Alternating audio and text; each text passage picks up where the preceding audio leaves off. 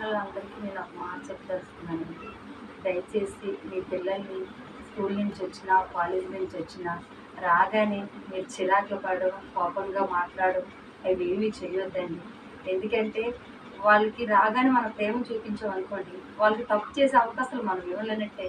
రాగానే చిరాకు పడి, లేదా రాగానే వాళ్ళ మీద కోప్పడి, లేకపోతే ఎక్కడికెళ్ళావు, దేనికెళ్ళావు, ఏది వాళ్ళతో ఎందుకు మాట్లాడుతున్నావు, వీళ్ళతో ఎందుకు అలా కసురుకోకండి.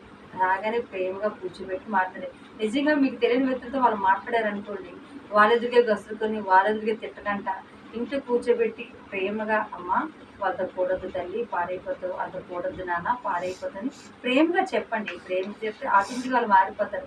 వాళ్ళెదురుగే పిల్లలు తిట్టి, వాళ్ళు తిడితే వాళ్ళకి ఇంకా వేతులు పెరిగిపోయి మనం ఏ పని చేయొద్దంటే అది ఆ పని చేస్తారు వాళ్ళు.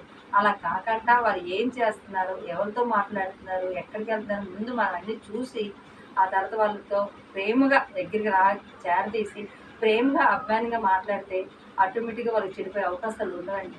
మన కోపము మన మాటలు వాళ్ళకి ఏతువు పెంచి లేనిపోయిన పదార్థాలకి, లేనిపోయిన సిరి స్నేహాలకి, లేనిపోయిన ఆటలకి వాళ్ళు మన వల్లే సగం మంది పిల్లలు పాడైపోతారు.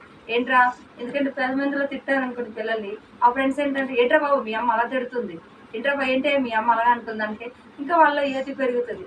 అలా కాకుండా మన మన పిల్లలకి అసలు ఈ విషయం, మన పిల్లలు మనం మందలించే విషయం మూడో మనిషి తెలియకుండా ప్రేమగా 4 గోడల మధ్యన వాళ్ళని ప్రేమగా మాట్లాడి అలా కాదులని చెప్తే ఆటోమేటిక్గా వాళ్ళే వింటారు, వాళ్ళే మారిపోతారు. దయచేసి పిల్లల మీద కోపగించుకోవద్దు, పిల్లల మీద ఎలా పడితే వాళ్ళకి తిట్టొద్దు, వాళ్ళ మనసును గాయపరచొద్దు.